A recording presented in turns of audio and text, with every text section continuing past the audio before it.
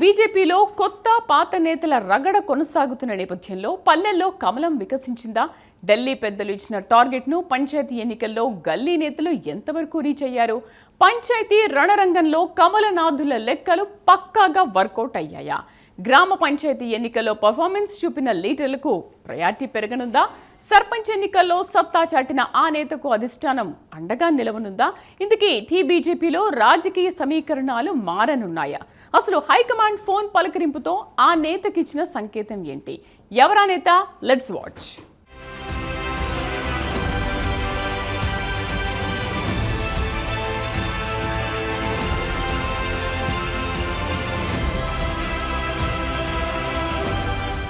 తెలంగాణ రాష్ట్రంలో గతంలో ఎన్నడూ లేని విధంగా ఇటీవల జరిగిన గ్రామ పంచాయతీ ఎన్నికల్లో సత్తా చాటిందనే చెప్పాలి. 2019 గ్రామ పంచాయతీ ఎన్నికల్లో కనీసం 100 సర్పంచ్లు కూడా లేని బీజేపీ ఇటీవల జరిగిన ఎన్నికల్లో 3 విడతల్లో దాదాపు 500కు పైగా సర్పంచ్ స్థానాల్లో గెలిచారు.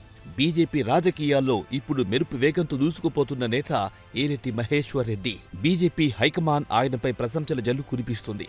నిర్మల్ పంచాయతీ ఎన్నికల్లో కమలం వికసించింది.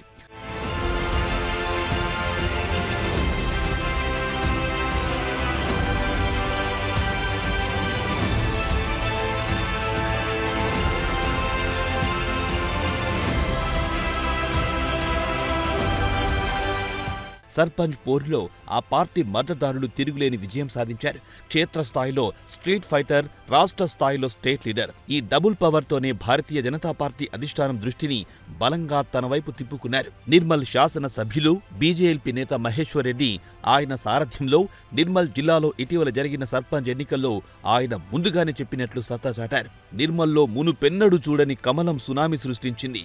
జిల్లాలో 120 సర్పంచ్ స్థానాలకు ఎన్నికలు జరగగా 80 మంది బీజేపీ అభ్యర్థులే విజయకేతనం ఎగరవేశారు.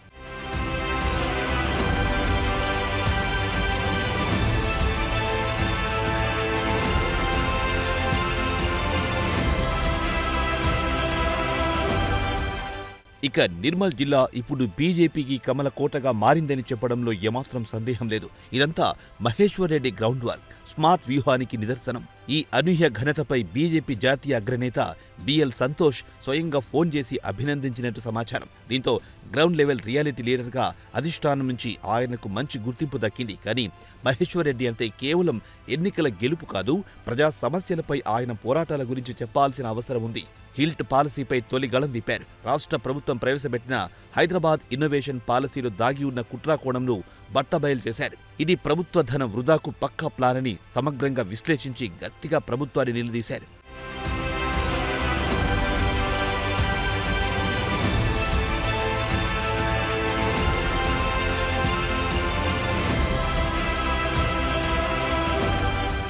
మరోవైపు మెస్సీ పర్యటనపై పెద్ద ఎత్తున విమర్శలు చేస్తూనే నిరసన కార్యక్రమాలు కూడా నిర్వహించారు. మహేశ్వర్ రెడ్డి అలాగే సింగరేణి సొమ్ము వృధాపై పోరాటం చేశారు. ఈ నేపథ్యంలో మెస్సీ ఫుట్బాల్ మ్యాచ్ కోసం సీఎం రేవంత్ రెడ్డి సింగరేణి సంస్థ నిధులను దుర్వినియోగం చేయడాన్ని వ్యతిరేకించారు. అంతేకాకుండా సింగరేణి కార్యాలయం ముందు నిరసనకు దిగారు. ప్రజాధనం దుర్వినియోగాన్ని అడ్డుకోవడంలో ఆయన చూపిన నిబద్ధత, తెగువ ఢిల్లీ దృష్టిని మరింత ఆకర్షించింది.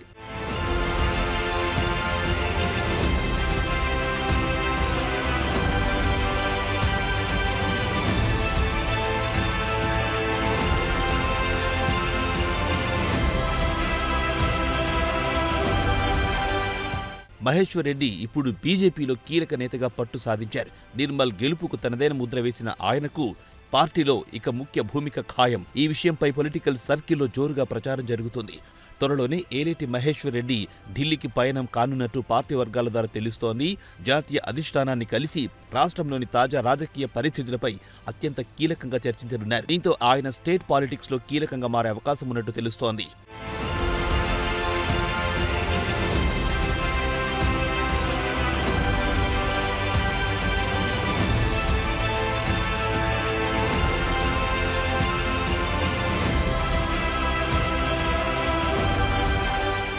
మొత్తానికి ఒకవైపు స్ట్రీట్ ఫైటర్గా ప్రజల పక్షాన గొంతెత్తుతూనే మరోవైపు స్టేట్ లీడర్గా పార్టీని విజయపథంలో నడిపిస్తున్నారు. అలాగే బీజేపీలో ఆశాకిరణంగా కార్యకర్తల్లో హై వోల్టేజ్ జోష్ నింపుతున్నారు. ఇదే ఊపుతో త్వరలో జరగనున్న జెడ్పీటీసీ, ఎంపీటీసీ ఎన్నికల్లోనూ ఆయన సత్తా చాటుతారని పార్టీ వర్గాల్లో జోరుగా చర్చ జరుగుతోంది. మరి రానున్న రోజుల్లో బీజేపీ అధిష్టానం ఆయనకింకా ఎలాంటి బాధ్యతలు అప్పగించనుంది? ఇక నుంచి పార్టీలో ఏలేటి మహేశ్వర్ రెడ్డి కీలక రోల్ ప్లే చేయనున్నారా? బీజేఎల్పీ నేత కృషితో కమలం మరింత వికసించనుందా? మరి రానున్న రోజుల్లో బీజేపీలో ఎలాంటి పరిణామాలు చోటు చేసుకుంటాయో వేచి చూడాలి.